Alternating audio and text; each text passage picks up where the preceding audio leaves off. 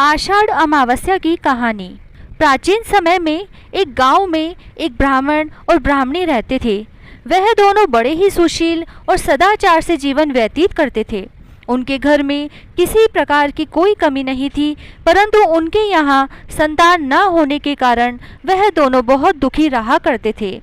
एक दिन ब्राह्मण ने अपनी पत्नी से कहा कि मैं तपस्या के लिए वन में जा रहा हूँ, और इतना कहकर वह भगवान पर भरोसा करके वन में चला गया।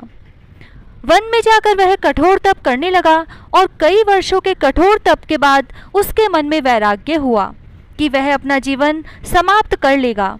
इस प्रकार सोचकर पेड़ की डाली पर फांसी लगाकर मरने के लिए तैयार हो गया।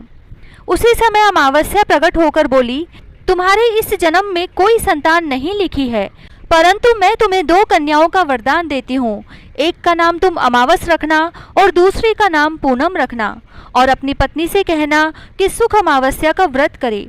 अमावस के दिन 1 कटोरी चावल भरकर उस पर दक्षिणा रखकर किसी मंदिर में रख देना। ऐसा 1 साल तक करते रहना। अमावस्या की बात सुनकर ब्राह्मण घर आ गया और उसने अपनी पत्नी को अमावस माता की सारी बात बताई।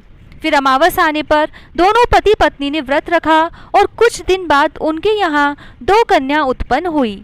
तब उसने एक का नाम अमावस रखा और दूसरी का नाम पूनम रखा। जब वह बड़ी हो गई तो उनका विवाह हुआ। अमावस बहुत ही धार्मिक विचारों वाली थी और छोटी बहन पूनम भगवान में विश्वास नहीं रखती थी। बड़ी के घर में सुख समृद्धि का भंडार था, परंतु छोटी बहन के घर में दुखों का कोई पार ही नहीं था।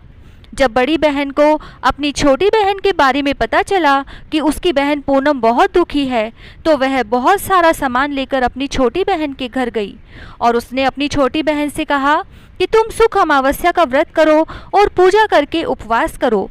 1 साल तक चावल की कटोरी भरकर उस पर दक्षिणा रखकर किसी मंदिर में रख दो। ऐसा करने से तुम्हारे घर में सुख समृद्धि का भंडार भरेगा। और पूनम ने अपनी बहन अमावस के कहने के अनुसार वैसा ही किया। तो कुछ ही दिनों में उसके यहाँ धन धान्य सुख समृद्धि में वृद्धि होने लगी। जो भी सुख अमावस्या का व्रत विधि पूर्वक करेगा, उसके घर में सुख समृद्धि का भंडार भरा रहेगा।